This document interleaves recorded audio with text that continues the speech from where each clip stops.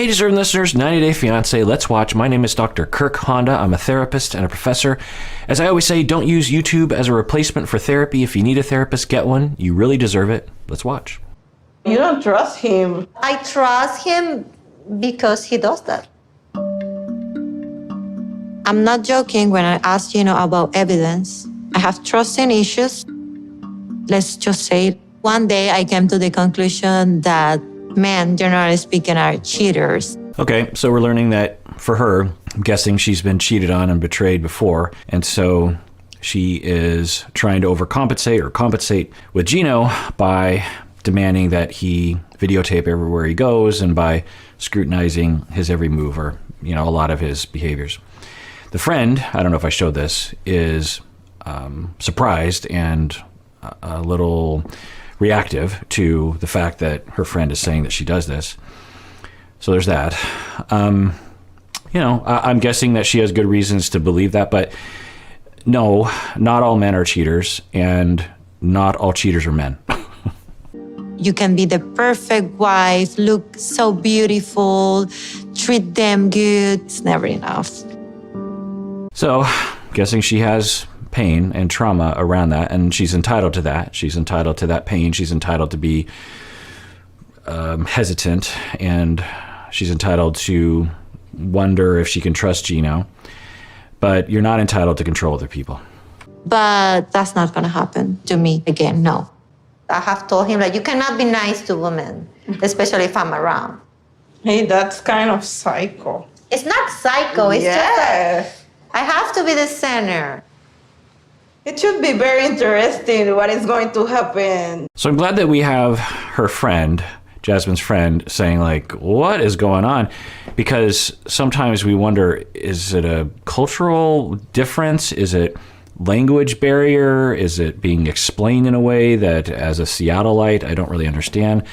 But I think the friend is like, wow, that's an interesting point of view. So we're also hearing an additional element of this that she says, I have to be the center. I have to be the center of attention. Who knows what that means? Let's take note of it and keep watching. Even though I believe Gino is very different from all the other guys, trust is something that you build over time. I'm just praying that I'm not too much for him, that he can handle me. I'm hoping that.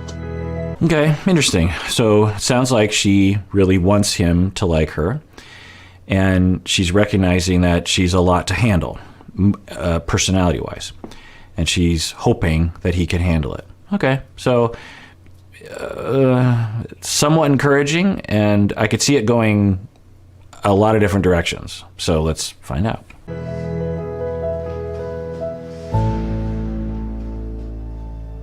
I will say that usually when you're welcoming someone, you would say, I love you, not you, it said Gino loves Jasmine.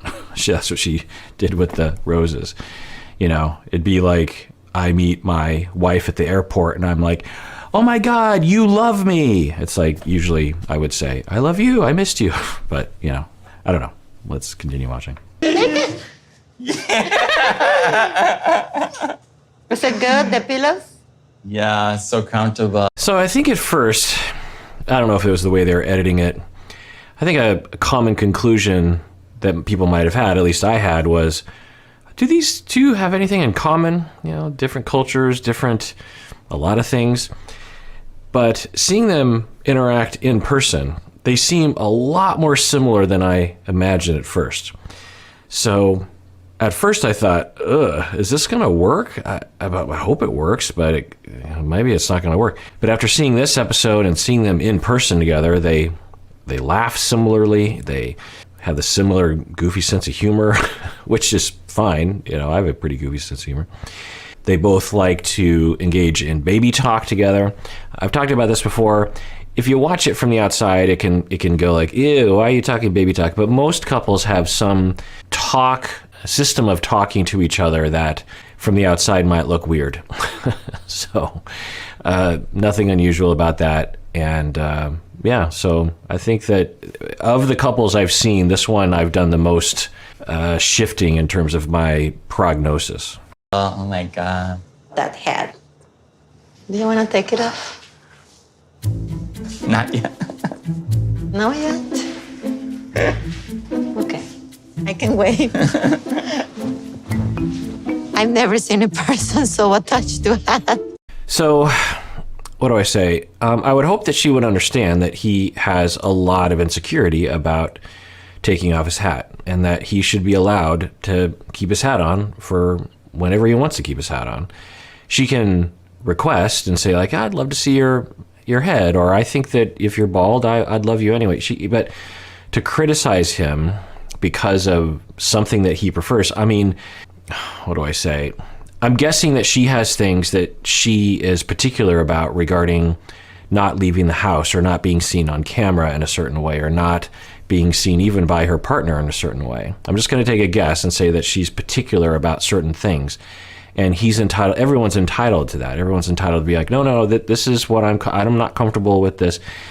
And I get where people are coming from her point of view. She's like, well, you can trust me, or I want to see the full you, or I don't want you to be insecure about yourself. Okay, that's great, but you can't just force that on someone.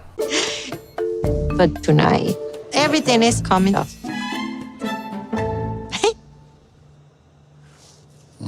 Oh, look at here. Look at I got. What is it? For you.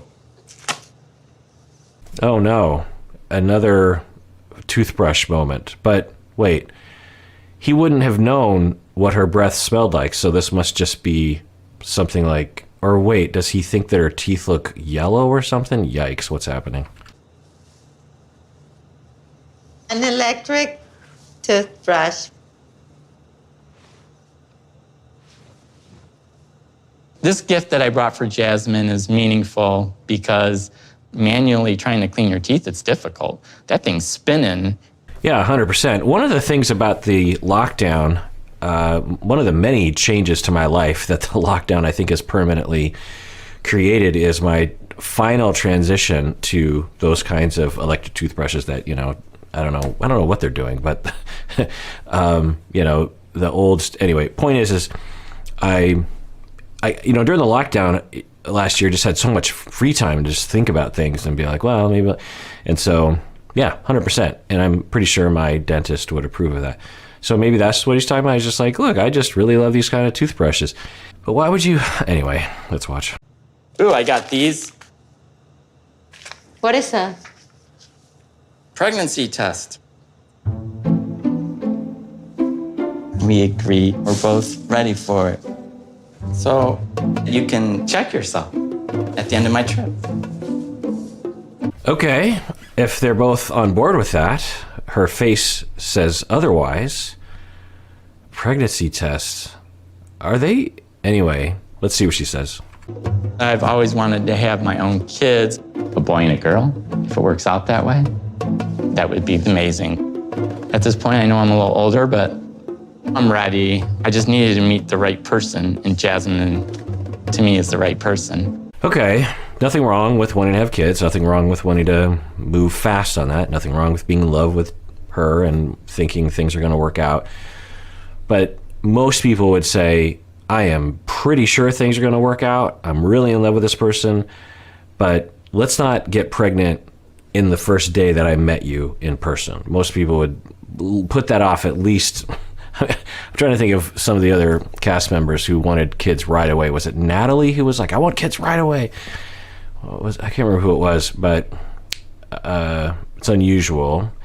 But I think Jasmine's into it. I think she's like, well, maybe I don't want to get pregnant right away, but I think she is into him and has a similar goal. Let's see what she says. Well, she already has kids. Let's see what she says.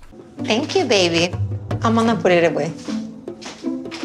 He wants to have a baby right away, but having babies in a hurry, that's crazy. Can you call it? Of course. So Gino doesn't know I'm taking the birth control pills. Okay, so she wants to have kids, but not right away, and I think he's probably up for that. It also just makes me wonder if he's a little socially oblivious in some level. The gifts and the pregnancy tests and some of the other things that he does. I just wonder. We all have varying degrees, and maybe blind spots in our ability to detect social situations, right? And so, because if you come from a particular point of view, you're thinking, well, we've talked about falling in love, we've talked about getting married, we've talked about having kids, and what a better way to express my dedication and love for her and my desire to have kids with her is I'll bring a pregnancy test. Whereas most people would say, well, it's a little presumptuous, it's jumping the gun a little bit, and I'm sure she knows where to get those things, and we should probably talk about that beforehand. You know, you could see how someone might be a little oblivious, and so I don't know if we're detecting something there. I'm not saying any sort of diagnosis. I won't even discuss that, because on the internet there's a lot of speculation around certain diagnoses along these lines that are really ridiculous. You know, you'll see one quirky aspect and people will be like, oh, you're this, and it's like, it's way more complicated than that. But at the very least, we can look at personality and we can look at obliviousness. You can be oblivious and not have a diagnosis associated with that. You can have a diagnosis associated with that, but you can be a little socially, your social IQ is a little low. Let's watch. There's no crime in that, but it could maybe cause some awkward moments. But let's see how they have this conversation. Let me see. Phone. Oh, that's me. What's the password? What's the password? Yeah. Just to unlock the screen. Give me your password. We've talked about this before. There's nothing wrong with sharing your password or your phone with your partner. There's nothing wrong with asking for it. There is something wrong with demanding it. There is something wrong with requiring it. So she has talked about how she's been, I think, cheated on before, and she's very suspicious. She recognizes that.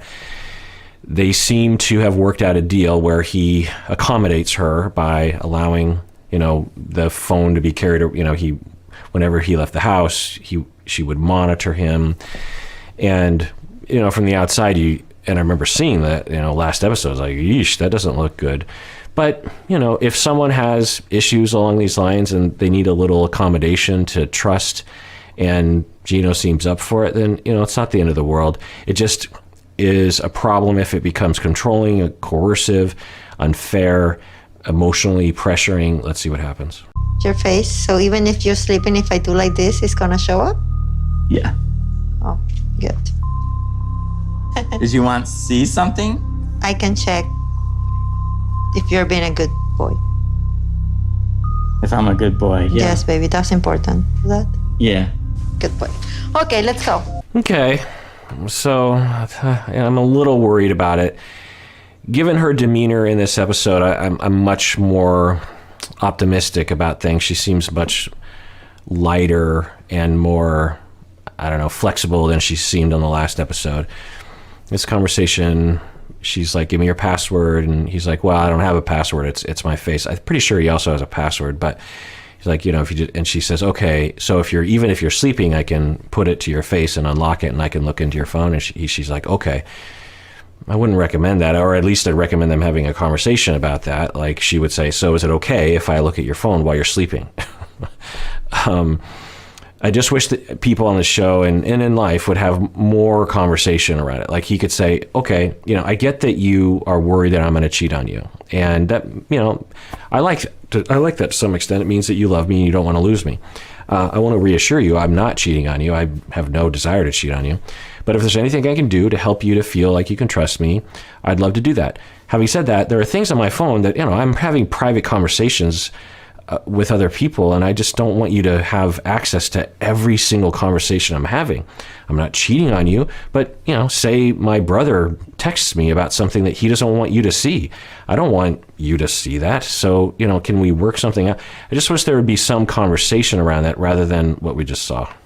Jasmine and I have good chemistry so far, but there's a side of Jasmine that worries me a little bit. Oh, you're gonna put on? Yes. She can be a jealous, controlling person.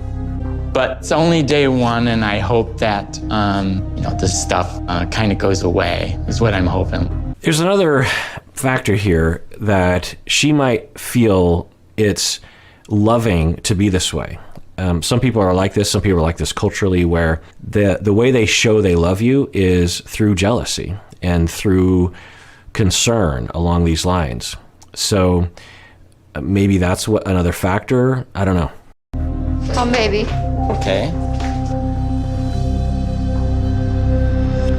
All right. Well, if you haven't become a patron of the podcast yet, you can do so now by clicking the link below or going to patreon.com and becoming a patron of Psychology in Seattle. When you become a patron, you get access to all of our best episodes, hundreds of episodes that are only available to patrons. Also, you are supporting in a very real way what we are doing here. I wouldn't be able to do any of this stuff if it weren't for the patrons. Also, if you want to become an annual patron and or an upper tier patron, that gets a 2 thumbs up from me. And everyone out there, please take care of yourself because you deserve it. You really, really do.